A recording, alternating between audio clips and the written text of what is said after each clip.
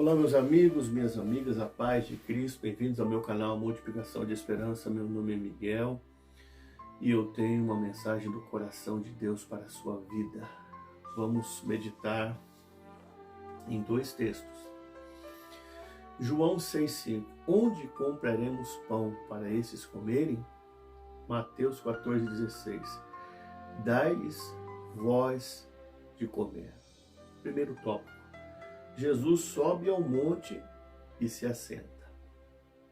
Muitos homens e mulheres de Deus têm subido ministerialmente, têm subido níveis, têm subido patamares, têm subido degraus espirituais, têm sido colocados em lugares de honra, têm sido colocados em lugares de destaque, têm sido levados ao apogeu. Contudo, não tem mais se assentado para ouvir. Tiago disse em Tiago 1,19: todo homem esteja pronto para ouvir. Tiago não disse todo homem esteja pronto a pregar, todo homem esteja pronto a ministrar, todo homem esteja pronto a ensinar, todo homem esteja pronto a profetizar. Tiago disse: todo homem esteja pronto a ouvir. Tópico 2. Jesus vê o problema, mas já tem a solução. Jesus, assentado no alto do monte, vê aquela multidão de pessoas vindo ao seu encontro. E ele bate um raio-x das almas e vê o mais profundo íntimo, o âmago. E ele, de antemão, já conhece todas as necessidades espirituais dessas almas. Ou seja, quem tem visão espiritual aguçada, ele vê já a solução, ele vê já a provisão. Quem tem visão espiritual rasa, ele vê somente o problema. Jesus vê este povo, esta multidão, sendo saciada por ele. Jesus vê este povo, esta multidão, sendo já restaurada por ele. Ou seja, ele já vê a multiplicação que ele faria na vida desse povo. Os discípulos só conseguem enxergar este povo sendo mutilado pela fome que os assola. Jesus se coloca no meio deles e diz: dai-lhes vós de comer. Ou seja, esta é a incumbência de vocês. Este é o trabalho de vocês, esta é a missão de vocês, este é o ministério de vocês. Se nós formos em Gálatas 6,2, está relatado: levai as cargas uns dos outros, então cumprireis a lei de Cristo. Ou seja, se eu estou levando a minha carga e vejo o meu irmão ou a minha irmã não suportando levar a sua carga, eu me disponho a ajudar o meu irmão ou a minha irmã a levar a sua carga. Se nós formos em Gálatas 6,6, está relatado um texto também muito interessante. Aquele que é instruído da palavra, reparta de todos os seus bens com aquele que o instrui. Agora preste atenção. Esta multidão estava vindo de encontro a Cristo. Eles não tinham nada a oferecer. Eles não tinham bens, eles não tinham posses. A única coisa que eles tinham era fome. Eles não tinham bens e posses para repartir com obreiros que pudessem os instruir. E os próprios obreiros do Senhor também não teriam como instruir esta multidão de pessoas, porque eles estavam vazios e não cheios. Segundo fontes judaicas, um judeu, ele andava com uma cesta, e dentro da cesta tinha um odre de água, tinha uma botija de azeite e tinha um pão. Os cestos dos discípulos estão vazios. Então os discípulos, ao invés de estarem preparados e cheios para alimentar a multidão, eles estão vazios. Por isso que Jesus disse em Mateus 9,37, grande é a seara, mas poucos os obreiros. Estamos vivendo em dias em que há muitos obreiros despreparados, obreiros que não passaram pela fornalha da aflição, obreiros que não cresceram espiritualmente, obreiros que não amadureceram, obreiros que não passaram pela olaria, obreiros que não têm experiências com o Senhor, obreiros que não tiveram um encontro com o Senhor, obreiros que não estão maduros.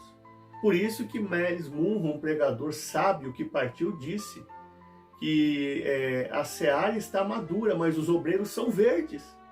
Há muitos obreiros, mas nós temos que fazer uma análise do conteúdo desses obreiros, da essência desses obreiros. Ele disse bem, a seara está madura, mas os obreiros são verdes, ou seja, os obreiros não têm relacionamento com Deus, eles não oram, eles não buscam, eles não tiveram aquele encontro real com o Cristo. E nós vemos aqui uma multidão sedenta, mas os obreiros estão vazios. Os obreiros não têm alimento nos seus cestos, ou seja, não tem a palavra, não tem unção, não tem o poder para transmitir as almas e as vidas. Tópico 3. André está vazio, mas não é egoísta. Eu achei muito interessante que André, ele procura em meio à multidão um rapaz que tem um cesto com 5 pães e 2 peixes. E ele apresenta esse rapaz a Cristo. Ou seja, ele é vazio, mas ele dá oportunidades. Ele abre as portas para os novos obreiros, eu estou conjecturando, que tem alimento, que tem essência, que tem bala na agulha, que tem uma palavra, que tiveram experiências, que cresceram e tem um alimento fresco, estou conjecturando, para a igreja. Ele abre alas, ele abre as portas, ele dá oportunidade para os novos obreiros entrarem no cenário, para os novos da nova safra fazerem aquilo que eles não estão fazendo. Agora, é difícil quando o obreiro ele não quer ceder o espaço para que quem é cheio e tem bala na agulha para suprir as necessidades da obra venha então trazer o alimento. Existem obreiros que eles são vazios, mas eles não querem abrir as portas para os novos obreiros que o Senhor tem levantado, entrarem no cenário e fazerem aquilo que eles não estão fazendo. Veja bem que os discípulos, vamos dizer assim, são renomados, eles têm nome, eles têm credenciais, eles estão andando com Cristo, eles têm experiências com Cristo, eles pode ser que se acham até maduros espirituais, eles se acham estar num nível, em um patamar, mas quando se deparam com uma situação de emergência, eles se deparam também com o vazio que há dentro deles. Eles não conseguem atender a demanda. E nós encontramos aqui um rapaz que ele não tem nem o seu nome citado, ele é um anônimo. E ele é apresentado a Cristo pelo que ele tem. Prestou atenção nisso? Ele foi apresentado naquele cenário pelo que ele tinha, não foi pelo seu nome. Ele é apenas um anônimo. Eu quero dizer para você que você vai ser apresentado a um cenário, você vai ser colocado um dia entre os grandes, os renomados, não pelo seu nome, mas por aquilo que você tem. O que você tem vai fazer a diferença em um cenário em que muitos dizem ter, mas não tem. É pelo que você tem. Você tem o quê? Você tem essência. Você tem conteúdo. Você tem bala na agulha. Você tem a palavra. Você tem experiências com Deus. Você tem visões, arrebatamentos de sentidos, vida com Deus, comunhão com Deus. Você tem depósito com Deus. Então Deus vai apresentar cada um de nós pelo que nós temos, não é pelo nosso nome. Em Apocalipse 3:2 está relatado: eu conheço as suas obras, eis que tens nome de que vive, mas estás morto. Então não é pelo nome. Deus está avaliando até hoje, eu e você, nesses processos que nós temos passado, de uma maneira bem simples. Ele tem visto o que nós temos realmente adquirido em meio aos processos. Ou seja, é o que eu tenho adquirido, certo? É a essência, então. é o que? É o conteúdo, são as experiências, são os novos valores, a nova visão, o novo comportamento, o novo caráter. É isso que eu tenho que vai me introduzir em um cenário e vai fazer com que eu faça a diferença nesse cenário em que muitos dizem ter isso e não tem mais. É isso que o Senhor quer fazer comigo e com você. Agora vamos entender uma coisa. Nós estamos somando ou sobrando? Porque aqui os discípulos de Jesus, os obreiros de Jesus, eles não estão somando, eles estão sobrando. Tem congregações, tem ministérios em que há obreiros que estão só fazendo volume, que estão sobrando e não estão somando. Mas a partir do momento que entra um obreiro novo, uma obreira nova, um discípulo novo, uma discípula nova, e começam a fazer a diferença, eles tentam então o quê? Ofegar isso. Eles tentam, de alguma forma, fechar as portas. Eles tentam massacrar esses obreiros e obreiras. Eles estão na obra, não estão fazendo a diferença. Eles estão sobrando. Eles não têm alimento, não têm bala na agulha. E ao mesmo tempo não dão espaço para os novos obreiros que o Senhor tem levantado para introduzir nesse cenário. Por isso que eu destaquei aqui então, André, ele é vazio, mas ele não é egoísta. Ele dá oportunidades, ele abre as portas para o cenário, para novos entrarem. E isto que me deixou assim, um pouco satisfeito.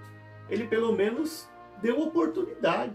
Agora o difícil é quando você começa a lidar com obreiros, com obreiras mesquinhos e mesquinhas que são vazios, não têm essência de Deus, não têm o poder de Deus na vida deles, não têm a glória de Deus, são como árvores secas, não tem nada para transmitir para as almas, pregam uma palavra o ano inteiro, não têm revelações de Deus para pregar mensagens novas, não leem, não tem comunhão. Você vê que a pessoa ela está realmente passando por um processo na marra, ela não aceita aquele processo. Ela não aceita ser tratada por Deus, é rebelde. Então ela não está absorvendo nada no processo. É como os discípulos. Eles estavam ali vivendo um processo com o Senhor, tendo experiências, bagagem, caminhando, ouvindo as parábolas, os ensinamentos, vendo o cego enxergar, o surdo ouvir, o paralítico andar. Mas isso parece que não estava absorvendo neles. No momento da emergência, eles não têm nada para passar para as vidas das almas. Eles não têm nada para passar para a multidão.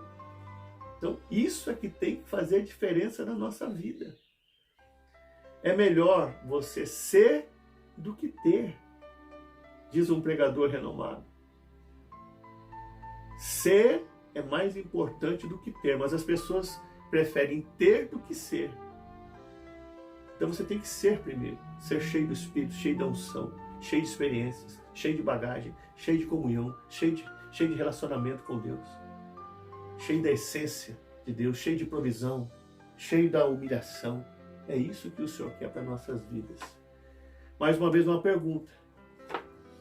Nós estamos somando ou sobrando? Para terminar, Provérbios 22, 29. Tem visto um homem diligente na sua obra? Perante reis será posto, não será posto entre os de baixa sorte. Para mim ser colocado lá em cima, eu tenho que ser diligente na obra. Eu tenho que ser rápido, eu tenho que ser ligeiro.